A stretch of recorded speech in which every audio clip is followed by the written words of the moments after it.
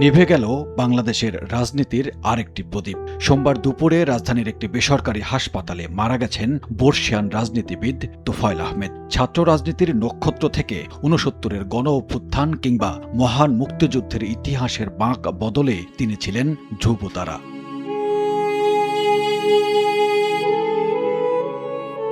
৮ দশকের জীবনে রাজনীতির নানা চড়াই উত্তরায় পেরোনো তোফায়েল আহমেদ দীর্ঘদিন ধরে ভুগছিলেন নিউমোনিয়াজনিত শ্বাসকষ্ট, হৃদরোগ সহ নানা জটিলতায়।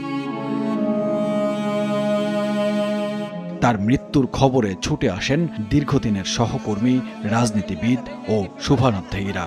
শেষবারের মতো তোফায়েল আহমেদের মরদেহ দেখার অপেক্ষায় জড়ো হন অনেকেই। এ সময় স্মৃতিচারণ করেন তারা। তার যে বলিষ্ঠ ভূমিকা, তার যে অবদান দেশ স্বাধীনতা মাতৃকার প্রতি, সেটা আমাদেরকে যুগ যুগ ধরে অনুপ্রেরণা যোগাবে। 1958 সাল থেকে আমি তোফায়েলকে চিনি। গণ অভ্যুত্থানের নায়ক, স্বাধীনতা যুদ্ধের সংগঠক, এদেশের গণতান্ত্রিক আন্দোলনের প্রথম সারির নেতা। প্রথম দফায় বাদ মাগরিব জানাজা হয় ধানমন্ডির তাকোয়া মসজিদে।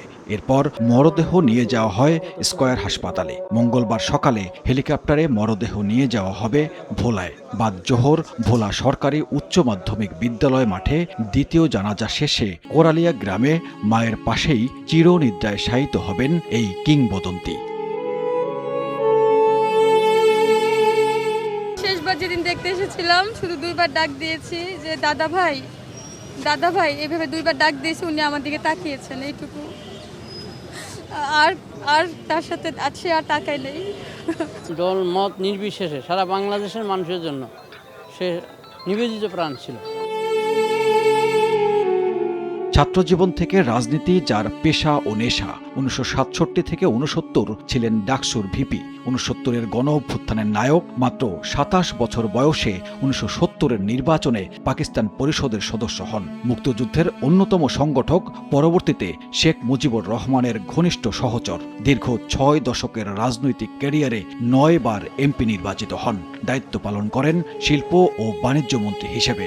রাজনীতি ছাপিয়ে যার নাম বাংলাদেশের জন্মের ইতিহাসে অম্লান হয়ে থাকবে, তিনি তোফায়েল আহমেদ।